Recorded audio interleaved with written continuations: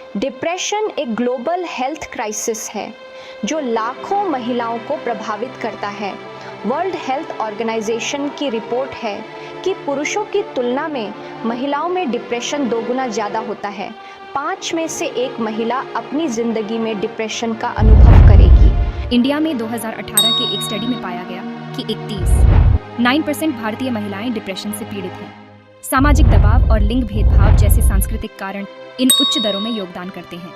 कई महिलाएं कलंक या संसाधनों की कमी के कारण चुपचाप पीड़ित रहती हैं। महिलाओं के लिए इमोशनल हेल्थ केयर को बढ़ावा देना समाज की भलाई के लिए ज़रूरी है। हमें अभी कदम उठाने की ज़रूरत है। महिलाओं के संपूर्ण स्वास्थ्य के लिए इमोशनल हेल्थ केयर बहुत महत्वपूर्ण है। यह सिर्फ डिप्रेशन का इलाज करने के बारे में नहीं है, यह इसे रोकने के बारे में है। अच्छा इमोशनल हेल्थ महिलाओं को जीवन की चुनौतियों का सामना करने और लचीलापन बनाने में मदद करता है। Self care emotional health care का एक महत्वपूर्ण हिस्सा है। यह स्वार्थी नहीं है, यह आवश्यक है। महिलाएं अक्सर अपनी जरूरतों से पहले दूसरों की जरूरतों को रखती हैं, जिससे बर्नआउट हो जाता है। सेल्फ केयर का मतलब है अपने लिए समय निकालना और अपनी कीमत पहचानना। इमोशनल हेल्थ को मैनेज करने से आत्मसम्मान और आत्मविश्वास बढ़ता है। जो महिलाएं अपने इमोशनल हेल्थ का ध्यान रखती हैं, उनके अपने लक्ष्य को आगे बढ़ाने और बेहतर निर्णय लेने की संभावना ज़्यादा होती है। इमोशनल हेल्थ तनाव और नकारात्मक भावनाओं को कम करके शारीरिक स्वास्थ्य का भी समर्थन करता है। ध्यान, थेरेपी और आत्मचिंतन जैसे अभ्यास इमोशनल हेल्थ के लिए महत्वपूर्ण है। इमोशनल हेल्थ केयर में निवेश करके महिलाएं अपने भविष्य में निवेश करती हैं। यह एक खुशहाल, अधिक पूर्ण जीवन की ओर ले जाता है। ये परिवारों, समुदायों और पूरे समाज के लिए अच्छा है। इमोशनल हेल्थ केयर कोई विलासिता नहीं है, ये एक आवश्यकता है।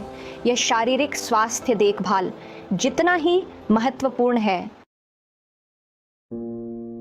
सेल्फ केयर को जटिल या महंगा होने की ज़रूरत नहीं है। दिन में की जाने वाली आसान सी प्रैक्टिस से बहुत फ़र्क पड़ सकता है। शुरू करने का एक आसान तरीका है माइंडफुल ब्रीदिंग। अपनी सांसों पर ध्यान केंद्रित करने के लिए हर दिन कुछ मिनट निकालें। गहरी सांस लेने से मन शांत होता है और तनाव कम होता है। एक और प्रैक्टिकल सेल्फ केयर टिप है जर्नलिंग। अपने विचारों और भावनाओं को लिखना थेरेप्यूटिक हो सकता है। हर दिन कुछ वाक्य भी मदद कर सकते हैं। कृतज्ञता जर्नलिंग आपके दृष्टिकोण को सकारात्मक पर केंद्रित करने में बदलाव ला सकता है। शारीरिक गतिविधि भी इमोशनल हेल्थ के लिए महत्वपूर्ण है। प्रकृति में रोजाना टहलने से मूड अच्छा हो सकता है और चिंता कम हो सकती है। योग या नृत्य जैसी गतिविधियां शारीरिक गतिविधि को ध्यान के साथ जोड़ती हैं। सामाजिक जुड़ाव इमोशनल हेल्थ के लिए महत्वपूर्ण है।